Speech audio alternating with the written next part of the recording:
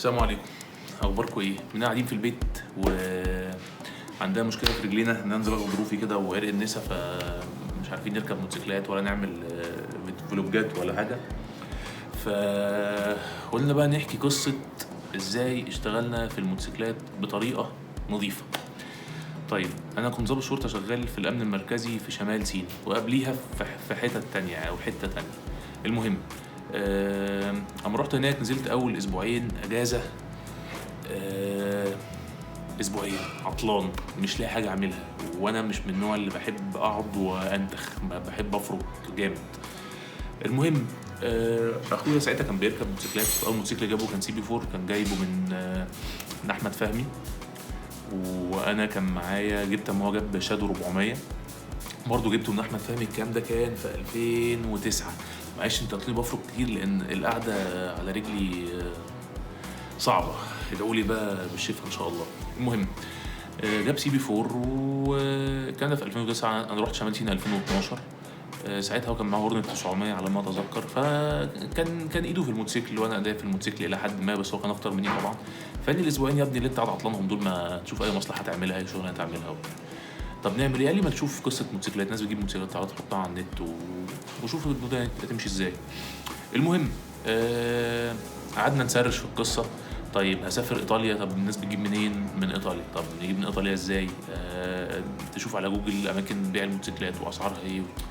قلت له طب مين هيسافر ومين هيتكلم ايطالي؟ ناس ما بتتكلمش انجليزي، وهنحط الحاجه دي في الدنيا هتمشي ازاي؟ يعني الموضوع مش سهل، الموضوع صعب، يعني صعب، ابعاده كتيره، مش هوب يلا نروح ونجيبه وصباح الفل.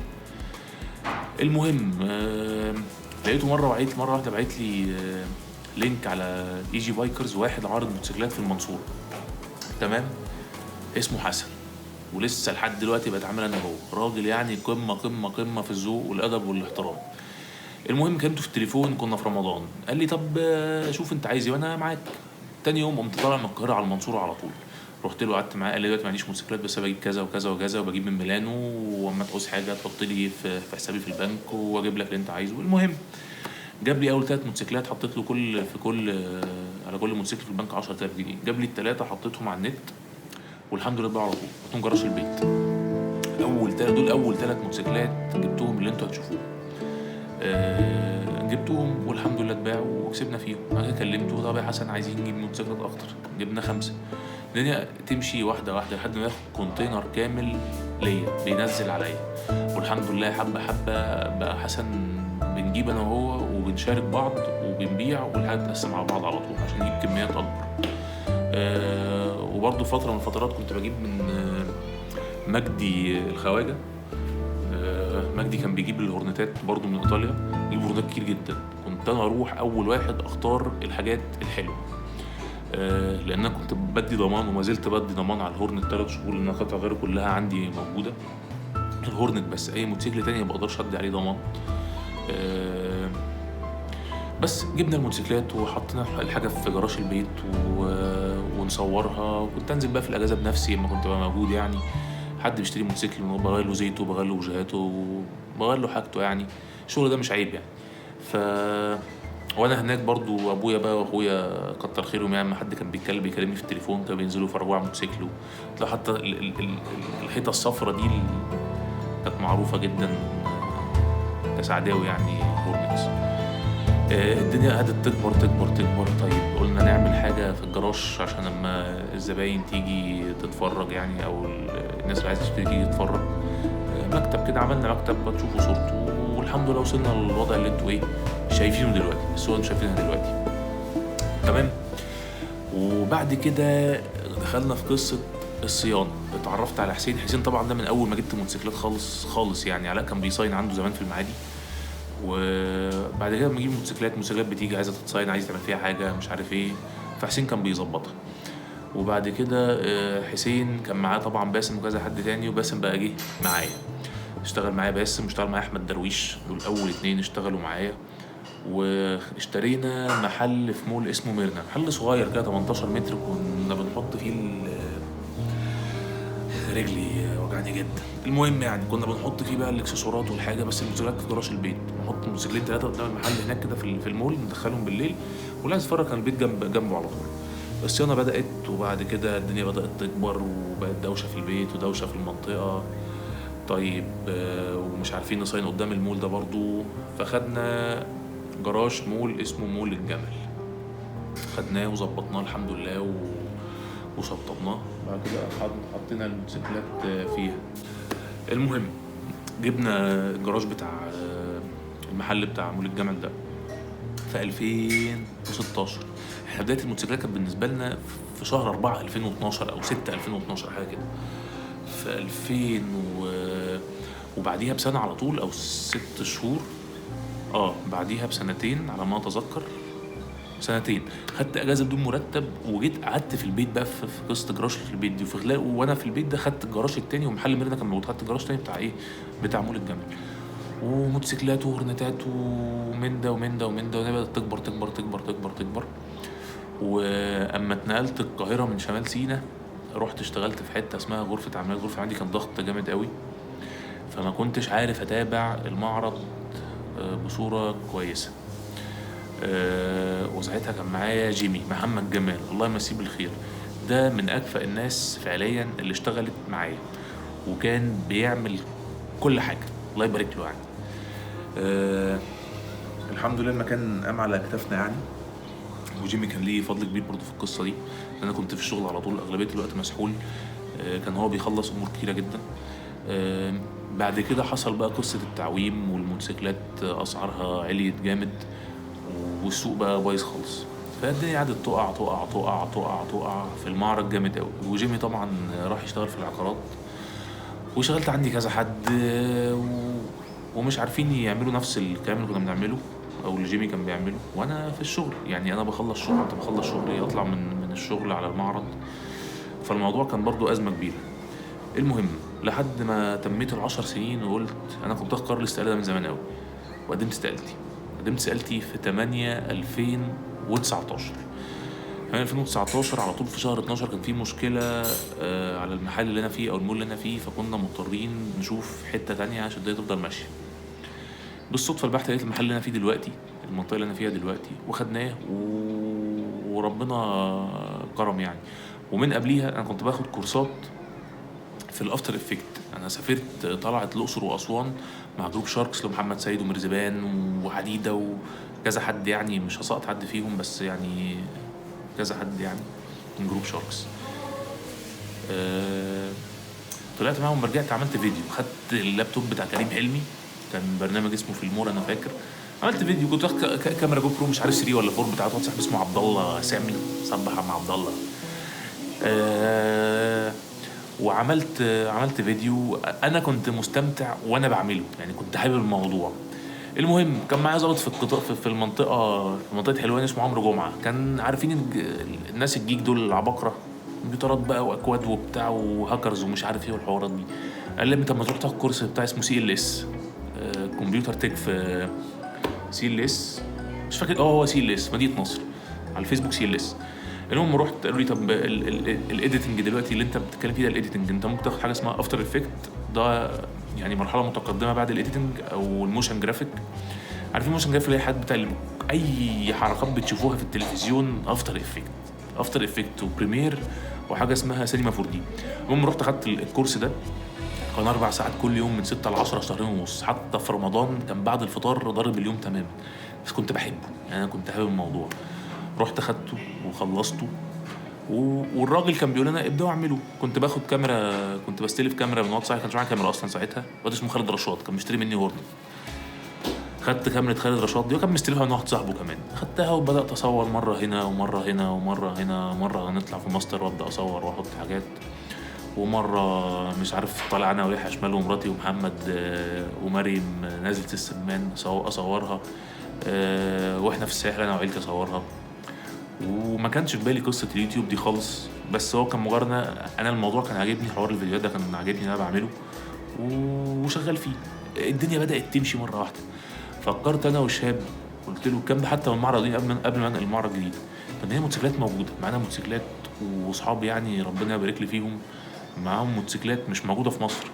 فليه ما استغلش القصه دي وابدا اتكلم عن الموتوسيكلات دي وريفيوهاتها ايه والتارجت ان هو انا لما اجيب موتوسيكل عايز ابيعه اصوره واطلع اجربه فعليا وحد يشوفه، سواء حد يجي يقول لك انا اجرب موتوسيكل. طيب تجربه ازاي؟ ما هو الموتوسيكل مش هينفع تجربه حضرتك يعني هو البيع ما حدش بيخلي حد يجرب موتوسيكل، فقلت انا اصوره وتشوفوه على الواقع يعني.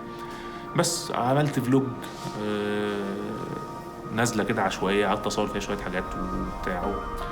العيال عجبهم الموضوع وكل شويه اصور، كل شويه اشوف طب الحاجه تتعمل احسن ازاي، وازاي اقدر اخلي انت كمتفرج تفضل متابع اللي انت بتشوفه من غير ما تزهق. الموضوع صعب ورخم كتصوير ووقت وإيديتنج وافكار ومزيكا قصه كبيره ان هو الفيديو يتعمل ده ما بيتعملش في يوم. اللي بيقول لي انت بتاخد وقت في الفيديو، بتاخد وقت هم عشان ما اطلعش من الموضوع قصه الموتوسيكلات. حسب بتجيب موتوسيكلات وحطينا ونعرض وهكذا وهكذا وهكذا. وقبل ما افتح حتى المعرض اللي هو الجديد، انا برضو كنت في جراج البيت، قلنا نشوف قصه امريكا، ازاي نسافر امريكا نجيب موتوسيكلات. انا اوريدي كنت سافرت امريكا مره، واما رحت كنت رايح طبعا اشوف برضو الشغل والموتوسيكلات والدنيا، بس تهت في الدنيا بتاعت امريكا دي، حياه تانية خالص غير اللي احنا عايشينها. يعني ربنا يكرمنا ونبقى كده في يوم من الايام. عجله، راكب عجله على البحر، وشعب عبيط، والله العظيم شعب عبيط، فرحانين جدا.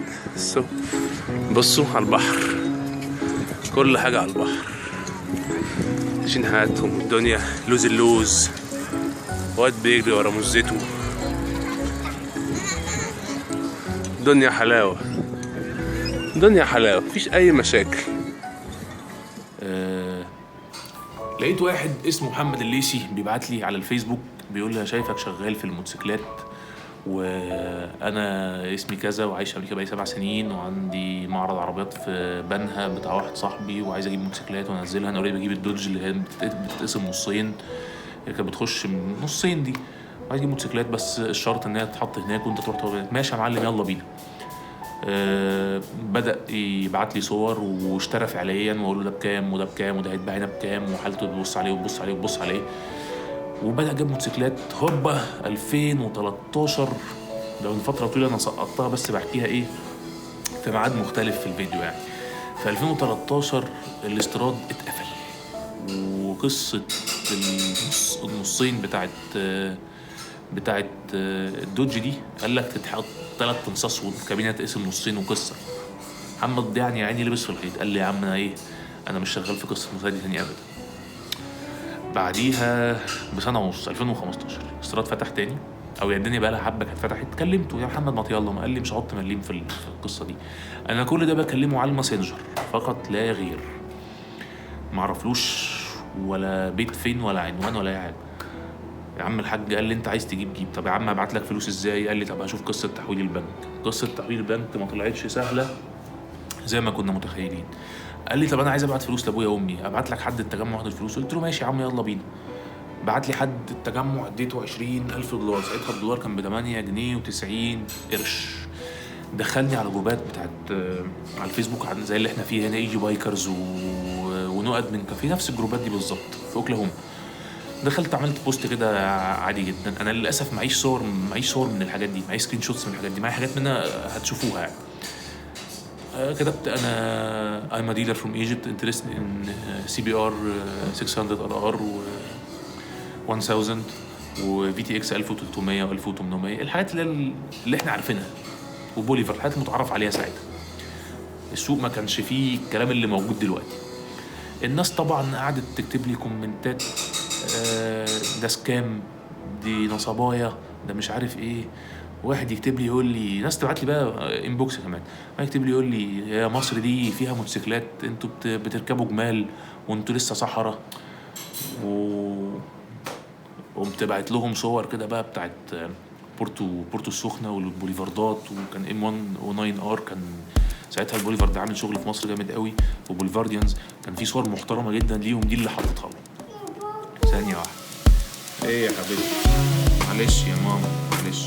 وانتي بتخشي على نتفليكس ليه؟ خدي اهو برينجلز اهو اتفرجي يلا. شمال. يحيى شمال. المهم يحيى شمال ساعتها كان راكب سكيدا كان عيل صغير قد مريم كده. قعدت ورايا ماشي يا حبيبي. المهم وصلنا لفين؟ مفيش غير واحد اسمه، انا فاكره لحد دلوقتي، اول واحد شريت منه موتوسيكل في الولايات المتحده الامريكيه، اسمه جيرمي فيرس. كان معاه VTX 1300 زيرو في كل حاجه. المهم ما علينا، بعت لي انبوكس قال لي انا شاكك ان انت الموضوع سكام، بس انا عايز اشوف انت ايه الاوفر اللي هتقدمه لي او هتشتري مني موتوسيكل ازاي. قلت له حد يجي لك لحد بيتك يديك الفلوس في ايديك، عايز تاخدها في البنك عشان تتاكد انها مش مزوره تاخدها في البنك مفيش مشكله. قلت له بس انا عندي شرط وحيد، الصفقه دي لو تمت انت هتنزل لي بوست على الجروب ده تعمل لي منشن وتقول ان انا راجل تمام وخلصت معاك من غير حوارات. قال لي من عناية مفيش مشكله. كلمت محمد خليته يكلم جيرمي، وانا كنت مظبط مع جيرمي كل حاجه، السعر وكل شيء. وبعت له صديقنا الاخر احمد محروس، الله يمسيه بالخير. احمد محروس راح لجيرمي، خد الموتوسيكل اداله الفلوس وعملوا التايتل وخلصت. جيرمي بقى الله بقى ما عنديش صوره جيرمي دي برضه بتاعت الفيسبوك، كانت عندي بس مش لاقيها، حد بقى لها 5 سنين ماسك الدولارات عاملها كده اهو، ومصور الموتوسيكل مدي صورتين وكاتب بوست ان الراجل ده تمام وما ضيعش وقت معايا. قال لي ناخد الموتوسيكل في ظرف يومين، كان حد جاي عند البيت حمل الموتوسيكل ده الفلوس اتكل على الله. اقسم لكم بالله كل الناس اللي كانت بتشتم فيا بتخش تعرض موتوسيكلاتها، تعرض عليها موتوسيكلات ما اعرفهاش، في وقتها ما كنتش اسمع عنها. موتوسيكل بوي.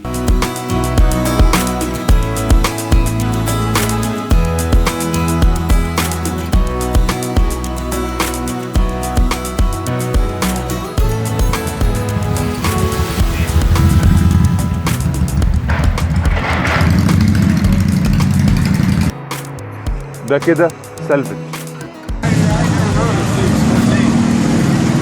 والداينو جيت على الحقيقه اهو يوتيوب.